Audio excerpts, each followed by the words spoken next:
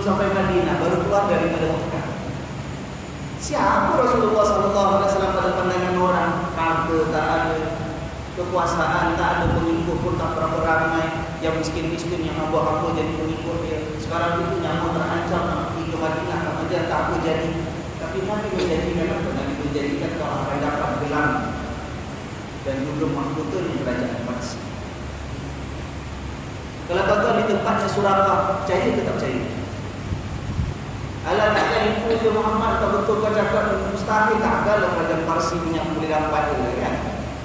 Kasihlah benda lain, paling-paling pun $10 je dia balik. Tapi itu yang dimuatkan oleh Nabi SAW. Dan itu kebesaran Allah. Selepas Rasulullah SAW wafat,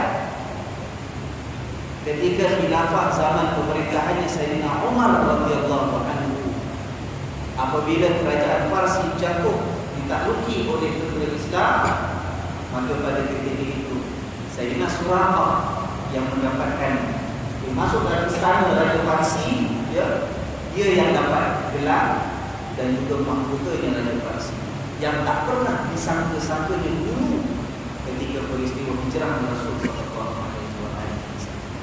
Itu yang dijanjikan dan beliau mendapat kemuliaan. Ya kan?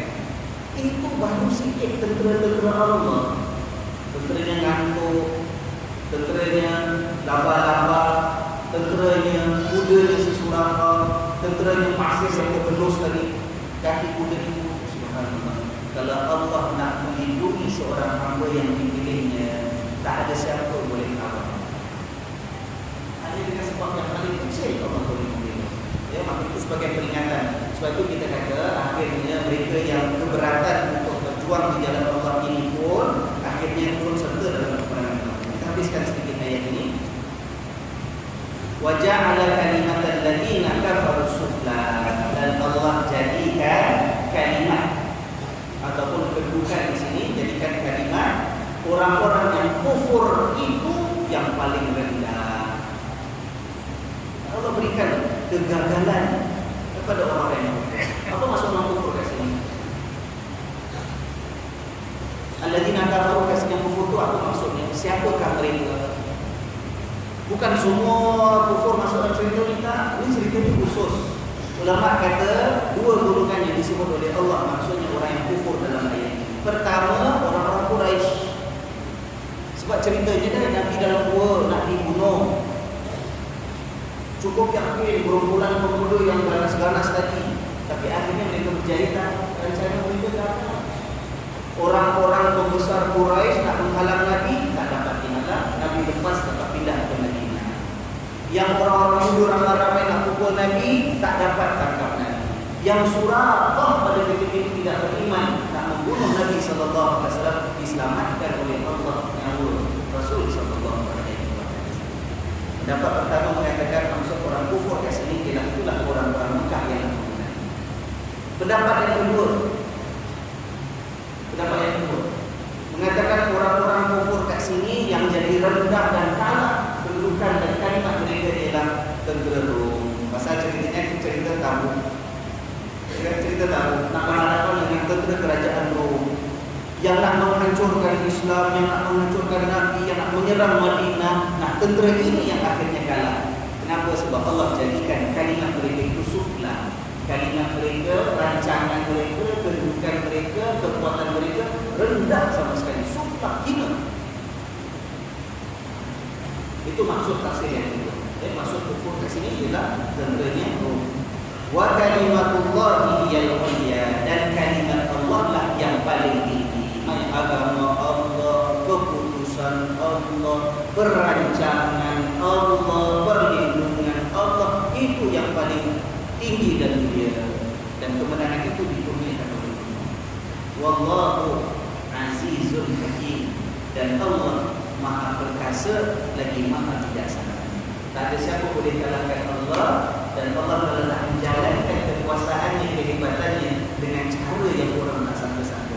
Bijaksana, hakim. Sebab itu tuan-tuan, bila disuruh untuk melaksanakan perintah Allah, berjuang di jalan Allah itu bukan senang. Nabi SAW sendiri perlu melalui kesulitan-kesulitan itu. Kalau Allah daripada awal Nabi jadi Nabi, daripada awal dapat wahyu daripada Allah, kalau Allah nak terus berikan kemenangan dan kekuatan kekuasaan kepada Nabi SAW di Mekah lagi, bolehkah Allah buat? Boleh. Tapi Allah atur agamanya begitu sekali. Perjalanan seorang Nabi yang dipilihnya 13 tahun terpaksa bersusah payah berbuat. Kenapa Allah susah payahkan? Ada hikmah. Sebab Allah nak berikan kemenangan dengan cara yang Allah tentukan. Allah bukan sahaja azizun dalam ayat ini, bukan sahaja maha perkasa dan berkuasa, tapi Allah hakim. Allah maha biasa. Allah hendak dalam perjalanan tadi sebelum mendapat kemenangan daripada Allah, Allah hendak mengkajian dan mendidik jiwa-jiwa orang yang akan meneruskan dakwah Nabi SAW. Kena lalui kesulitan itu, kena lalui cabaran itu. Lagi besar cobaannya, lagi besar pahala dan ganjarannya. Percaya tak? Lagi berat ujian, lagi hebat balasan dan percaya tak? Kalau tak percaya, saya katakan bahawa ini adalah hadis Nabi SAW. Nabi mengatakan apa? Nabi kata, Inna 'idhamal jazaa li'idhamil balaa. Sesungguhnya besarnya ganjaran daripada Allah itu adalah mengikut besarnya ujian dan cobaan yang diberikan oleh Allah. Jadi tuan-tuan, kalau kita hidup, kita tak nak cari masalah, betul tak? Kalau boleh kita tak nak hidup, kita akan berhadapan dengan kesulitan, betul tak? Tapi bagi orang yang beriman, dia yakin kalaulah benda yang kita nak elakkan, kesengsaraan mungkin, kesulitan mungkin, kesedihan mungkin, keperitan mungkin, dia dah cuba elak. Tapi kalau datang juga menerima, dia rasakan bahawa ini adalah tanda Allah akan berikan balasan yang besar, ganjaran yang istimewa. Sebab kata Nabi, besarnya ganjaran daripada Tuhan adalah bergantung pada besar dan hebatnya ujian yang Allah berikan. Sebab bagi orang beriman, saya katakan, para ulama mengingatkan, kalau ada orang yang beriman sepanjang hidup tak pernah rasa ujian, kalau ada orang yang beriman sepanjang hidup tak pernah rasa diuji oleh Allah, bimbang dan khawatirlah keimanannya. Macam mana boleh orang beriman itu tak pernah diuji? Takut-takut kerana tak ujian, sebabnya Allah tak berikan perhatian kepada kita. Sambungan hadis tadi, sesungguhnya besarnya pahala dan ganjaran daripada Allah adalah berdasarkan besar dan hebatnya ujian. Kata Nabi, wa anna Allah idza ahabba qauman ibtalah. Dan sesungguhnya Allah kalau cinta dengan satu kaum, Allah pasti akan uji. Kalau Allah sayang kita, Allah uji. Macam kita waktu bercinta dengan, kalau kita syok kat satu minah ni, betul, itu masih satu diuji. Kalau kita minta nombor telefon lah, nak cuba tangle lah, saya tak tahu budak sekarang macam mana caranya. Kita dah Mari dah ketinggalan zaman. Kata Pak Yusuf itu zaman muda itu macam mana saya tak tahu cara tangle. Saya tak tahu macam mana. Macam mana pun kita nak ikat hati seorang wanita, katalah, kita mesti sanggup diuji. Kalau datang ujian, dia test kita, dia suruh buat itu, suruh buat ini, usahakan kita, itu jangan berumur. Itu tandanya apa? Dia give attention to us lah. Dia beri perhatian sebab itu tak test kita. Jual mahal sikit lah, tak nak layan sikit lah, mengata pasal kita lah, cakap menyampah lah. Itu layan tu, ya kan? Suruh buat itulah, suruh buat inilah. Kalau dia tak layan, kalau dia tak uji langsung tak cakap apa dengan kita, langsung tidak apa ni kita kata, tak mencoba kesetiaan dan keinginan kita. Tadi dia tak ingat, tak heran langsung dengan kita. Kalau dia uji, kita dia berikan perhatian. Dengan Allah Subhanahu Wa Taala kata Nabi, kalau Allah sayang dengan mana-mana kaum, Allah pasti akan uji. Kalau hidup kita rasa tak pernah dapat ujian, itu tandanya apa? Allah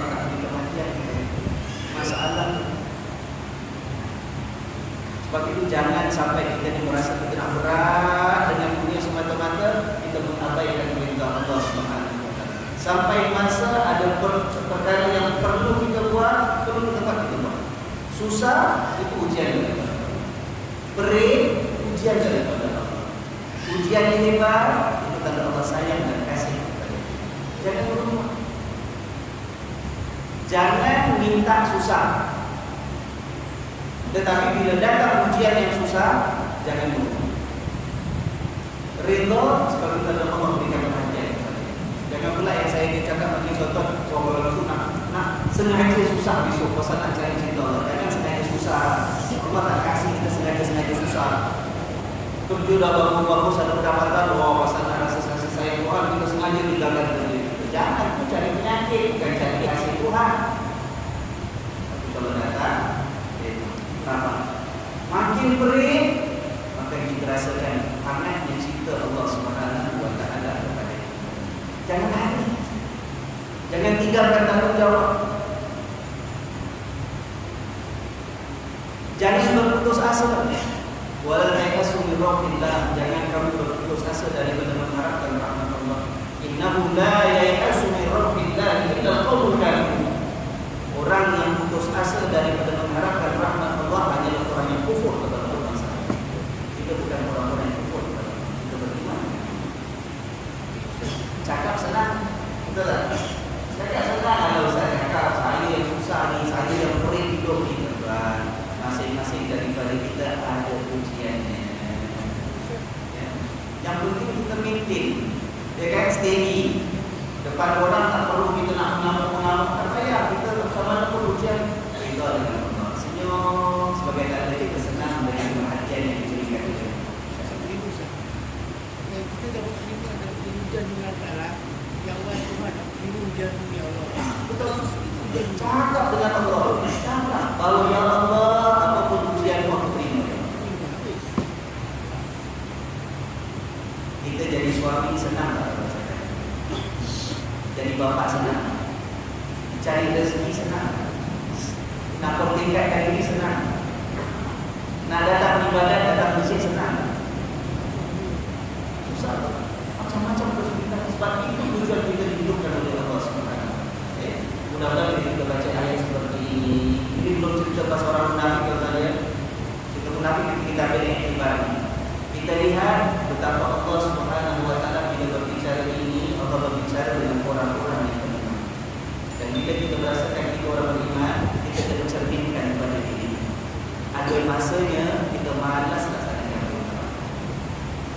Ada masanya lambat kita nak tunaikan arahan. Ada masanya yang kita nak buat itulah yang dilarang oleh Allah. Tapi percayalah, Allah tak pernah menghalau kita. Allah tetap menganggap kita hamba-Nya. Asalkan apa? Asalkan kita mau memperbaiki. Ingat, kalau kita nak terus-terusan hanyut dalam keadaan kita, kalau Allah nak tarik balik nikmat yang ada, tak susah. Jangan kata nikmat yang ada Allah tarik balik, dengan kita Allah nak gantikan orang lain pun boleh tak? Dan kalau Allah nak menguji kita, ingatlah itu tanda sayang Allah kepada kita. Ya, Allah lihat kita semua. Allah bukuhkan hati kita. Allah menjadikan kita ni hamba yang senantiasa menyedari kehadiran dan kekuasaan Allah Subhanahu wa taala. Mudah-mudahan kalaupun kita tak perlu tunggu sampai datang perintah seperti perang tabung atas kita, tapi dengan ujian-ujian yang biasa kita hadapi dalam kehidupan seharian kita, mudah-mudahan Allah berikan kekuatan kepada kita. Amin ya rabbal alamin. Insyaallah kita jumpa di depan. Penyakit diri hati itu jauhkan. Penyakit diri hati itu jauhkan. Macam mana boleh ping kilo di sana? Banyak diri hati yang sedang sakit bisa. Terima kasih Pak Yusuf, peringatan kepada semua. Sempena kita baru dengar khutbah hari Jumaat 2 hari yang lepas pasal hasad dan dengki. Pak Yusuf ingatkan lagi sekali, buang penyakit diri hati dan hasad dengki. Habis hidup kita. Sesungguhnya perasaan hasad itu akan memakan amalan-amalan kamu seperti mana apa makan apa? Apa makan apa? Api makan kayu. Habis hangus. Kalau api makan kayu jadi arang, masih boleh makan lagi buat barbecue. Kalau hancur terus jadi debu, jadi apa? saat ini kita jaga. Terima kasih Pak Yusuf sekali lagi ya. InsyaAllah kita bertemu minggu mendatang, waktu dan hari yang sama. Subhanallahumma wa bihamdika asyhadu an la ilaha illa anta astaghfiruka wa atubu ilaik. Subhanallahumma wa bihamdika asyhadu an la ilaha illa anta astaghfiruka wa atubu ilaik. Subhanallahumma wa bihamdika asyhadu an la ilaha illa anta astaghfiruka wa atubu ilaik. A'udzu billahi minasy syaithanir rajim. Bismillahirrahmanirrahim. Wal 'asri innal insana lafi khusr illa alladhina amanu wa 'amilus salihati